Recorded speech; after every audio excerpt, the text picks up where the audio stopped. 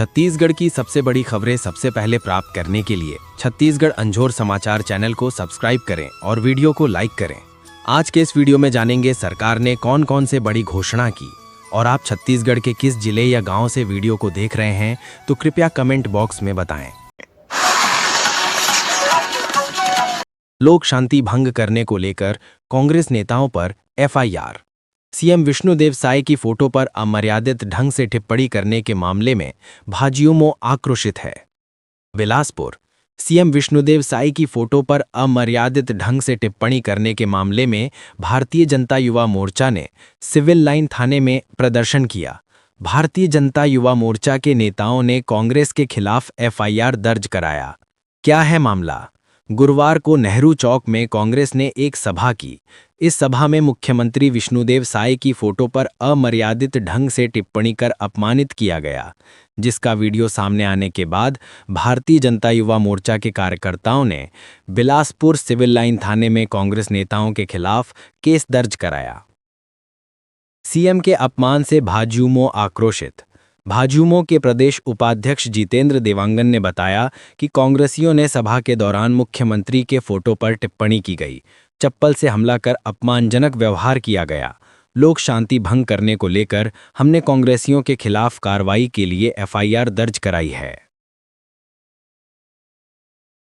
Bharatiya Janata party Bilaspur शहर के जिला अध्यक्ष दीपक सिंह ने कहा कि छत्तीसगढ़ में आदिवासी मुख्यमंत्री विष्णुदेव साय के नेतृत्व में सरकार चल रही है। वहीं कांग्रेसियों की आंखों की किरकिरी बनी हुई है। वे कभी आदिवासियों की प्रगति नहीं देखना चाहते। उनकी मानसिकता सदैव आदिवासी विरोधी रही है। यही वजह है कि कांग्रेस ने प्रदर्शन के दौरान मुख्यमंत्री साय की फोटो का अपमान किया। उपजाऊ जमीन पर चूना पत्थर खदान लगेगा तो हम क्या करेंगे? छुई खदान के किसानों का दुर्ग में जोरदार प्रदर्शन। किसानों ने आरोप लगाया कि बिना ग्राम सभा की अनुमति के जन सुनवाई की जा रही है। दुर्ग। खैरागढ़ छुई खदान गंडई जिले में प्रस्तावित चूना पत्थर खदान और भूमि अधिग्रहण के विरोध में शुक्रवार को सैकड़ों किसान दुर्ग स्थित पर्यावरण संरक्षण कार्यालय पहुंच गए। किसानों ने कार्यालय का घेराव कर प्रशासन और सीमेंट कंपनी के खिलाफ जोरदार नारेबाजी की। ग्रामीणों का आरोप है कि बिना ग्राम सभा की सहमति के खदान की अनुमति दी जा रही है, जिससे उनके जीवन यापन पर सीधा खतरा है। 11 दिसंबर को जन सुनवाई का विरोध। खैरागढ़ जिले के संडी, पंडरिया, बुंदेली, ओटेबंद, बिचारपुर और भरदा गांव में चूना पत्थर निकालने के लिए प्रशासन ने अनुमति प्रक्रिया आगे बढ़ा दी है। इसी के तहत सीमेंट कंपनी के लिए 65 एकड़ जमीन पहले ही अधिग्रहित की गई है। अब पर्यावरण विभाग 11 दिसंबर को जन सुनवाई आयोजित कर रहा है, जिसमें कंपनी को लगभग हजारों एकड़ अतिरिक्त भूमि हस्तांतरित किए जाने का प्रस्ताव है। चूना पत्थर खदान का विरोध। ग्रामीणों का प्रदर्शन। स्थानीय ग्रामीणों का कहना है कि वे कृषि पर आधारित हैं और जमीन ही उनकी आजीविका का आधार है।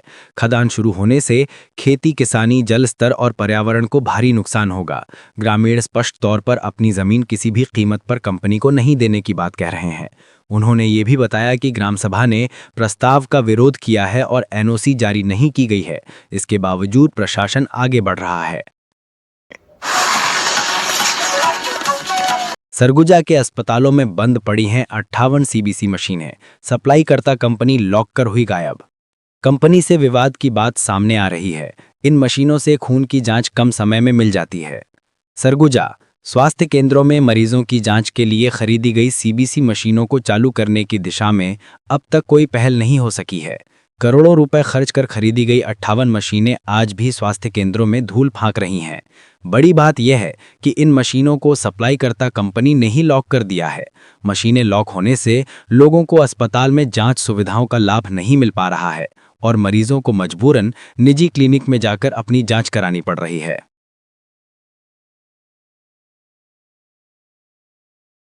अचानक बंद हुई मशीनें। दरअसल स्वास्थ्य केंद्रों में आने वाले मरीजों को बेहतर स्वास्थ्य सुविधाएं उपलब्ध कराने के लिए निजी कंपनी से करार किया गया था। इसके तहत सीबीसी मशीनों की सप्लाई कराई गई थी। इन आधुनिक मशीनों के माध्यम से कुछ ही देर में मरीज के रक्त जांच की रिपोर्ट उसके हाथ में मिल जाती थी। लेकिन इस बीच अचानक ही जिले की अनेकों मशीनें बंद हो गईं। धान खरीदी में हमाली वसूली का आरोप। नेता प्रतिपक्ष महंत बोले, अब नहीं चलेगा किसानों पर अत्याचार। धान खरीदी में हमाली वसूली पर सियासी घमासान। नेता प्रतिपक्ष ने सीएम साय को लिखा पत्र। रायपुर। छत्तीसगढ़ में धान खरीदी सीजन के बीच विपक्ष ने सरकार पर गंभीर हमला बोला है। नेता प्रतिपक्ष डॉक्टर चरणदास महंत ने साय सरकार पर हमाली वसूली के मुद्दे पर हमला बोला है। नेता प्रतिपक्ष ने मुख्यमंत्री को पत्र लिखते हुए आरोप लगाया है कि धान खरीदी केंद्रों पर किसानों से ₹7.50 प्रति क्विंटल की अवैध हमाली वसूली की जा रही है। नेता प्रतिपक्ष ने साय सरकार को दी चेतावनी। चरणदास महंत ने दावा किया कि पिछले 2 वर्षों में 220 करोड़ रुपए से अधिक की गैरकानूनी वसूली हुई है। ये बड़ा भ्रष्टाचार है। चरणदास महंत ने सरकार को चेतावनी दी है कि अगर हमाली वसूली तत्काल नहीं रोकी गई तो कांग्रेस प्रदेश भर में आंदोलन करेगी। नेता प्रतिपक्ष डॉक्टर चरणदास महंत ने मुख्यमंत्री को लिखे पत्र में हमाली वसूली का गंभीर आरोप लगाया है। उन्होंने पत्र में लिखा है कि समर्थन मूल्य पर चल रही धान खरीदी के दौरान किसानों से जबरन ₹7.50 प्रति क्विंटल की बोरा भराई वसूली की जा रही है। महंत ने बताया कि खरीदी केंद्रों पर किसानों को साफ कहा जाता है कि या तो वे सोसाइटी के बोरे में धान भरकर दें या फिर हमालों को अलग से नकद भुगतान करें, अन्यथा उनका धान नहीं खरीदा जाएगा। जशपुर में रिश्वतखोर श्रम निरीक्षक को 3 साल की सश्रम कैद 2019 में रंगे हाथों पकड़ा गया था। कोर्ट ने 50,000 जुर्माना भी लगाया है। मामला 2019 का है। बिल पेमेंट के लिए श्रम निरीक्षक ने करीब 2 लाख रुपए मांगे थे। जशपुर नगर। भ्रष्टाचार के एक चर्चित मामले में श्रम निरीक्षक को 3 साल की सजा सुनाई गई है। वर्ष 2019 में रिश्वत लेते श्रम निरीक्षक सुरेश कुर्रे को रंगे हाथों गिरफ्तार किया गया था। अब विशेष न्यायालय भ्रष्टाचार निवारण अधिनियम ने 3 साल की सश्रम कारावास की कठोर सजा सुनाई है। इसके साथ ही अदालत ने 50,000 रुपए के अर्थदंड का भी आदेश दिया है। एसीबी की जांच ने खोला भ्रष्टाचार का खेल। मामला जिले के बगीचा थाना क्षेत्र का है। 26 सितंबर 2019 को बूढ़ाडांट निवासी रमेश यादव ने शिकायत की थी। बिलासपुर एसीबी में आवेदन देकर बताया कि वे अपने संस्था छत्तीसगढ़ अभिनंदन educational and social welfare society के बिल का भुगतान चाहते हैं। जशपुर के 320 हितग्राहियों को असिस्टेंट इलेक्ट्रीशियन कोर्स की ट्रेनिंग दी गई थी। ट्रेनिंग के बाद 6,37,000 रुपए का बिल श्रम विभाग में पेश किया गया था। छत्तीसगढ़ के श्रमिकों और मजदूर वर्ग के लिए राज्य सरकार की ओर से एक बड़ी राहत भरी खबर सामने आ रही है। खबरों के मुताबिक प्रदेश सरकार असंगठित क्षेत्र में काम करने वाले मजदूरों को प्रतिमाह 3,000 रुपये की आर्थिक सहायता देने की योजना पर गंभीरता से विचार कर रही है। इस योजना का उद्देश्य निर्माण मजदूर, कृषि मजदूर, घरेलू कामगार, ठेला खोमचा लगाने वाले और दैनिक वेतन पर काम करने वाले लोगों को आर्थिक संबल देना है। सरकार का कहना है कि ये सहायता सीधे मजदूरों के बैंक खाते में डीबीटी यानी डायरेक्ट बेनिफिट ट्रांसफर के जरिए दी जाएगी, जिससे पारदर्शिता बनी रहे और बिचौलियों की भूमिका खत्म हो। सूत्रों के अनुसार इस योजना का लाभ उन्हीं मजदूरों को मिलेगा जो राज्य श्रम विभाग में पंजीकृत होंगे या जिनका लेबर कार्ड बना हुआ होगा। साथ ही आधार और बैंक खाता लिंक होना अनिवार्य रहेगा। अभी इस प्रस्ताव पर अंतिम मुहर लगना बाकी है, लेकिन अगर ये योजना लागू होती है तो लाखों मजदूर परिवारों को सीधा फायदा मिलेगा और उनके जीवन स्तर में सुधार देखने को मिलेगा। विपक्ष और सामाजिक संगठनों ने भी इस कदम का स्वागत किया है और इसे गरीबी कम करने की दिशा में एक ऐतिहासिक पहल बताया है। फिलहाल सरकार की ओर से आधिकारिक घोषणा का इंतजार किया जा रहा है, लेकिन ये खबर प्रदेश के मजदूरों के बीच उम्मीद की नई किरण बनकर सामने आई है। छत्तीसगढ़ के युवाओं के लिए एक बड़ी खबर सामने आ रही है, जहां राज्य सरकार बेरोजगारी भत्ता 2,500 रुपये प्रतिमाह लागू करने पर गंभीरता से विचार कर रही है। सूत्रों के अनुसार सरकार का उद्देश्य उन पढ़े लिखे लेकिन काम की तलाश कर रहे युवाओं को आर्थिक सहायता देना है, जो लंबे समय से रोजगार नहीं मिलने के कारण आर्थिक तनाव से गुजर रहे हैं।